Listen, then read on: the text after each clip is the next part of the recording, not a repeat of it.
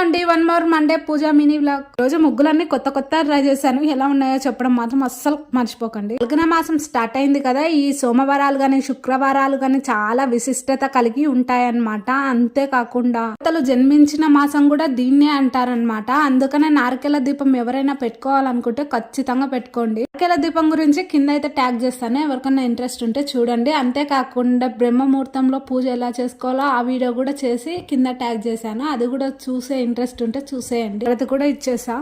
పూజ చేస్తుంటే అమ్మ ఆశీర్వాదం ఇచ్చేసింది చూసారా.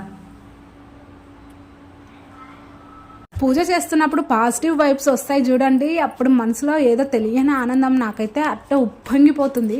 మండే మా ఆయన చేతుల మీద పూజ చేయించడం చాలా చాలా సంతోషంగా ఉంది.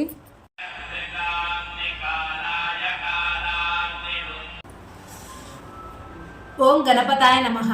ఓం నమః శివాయ.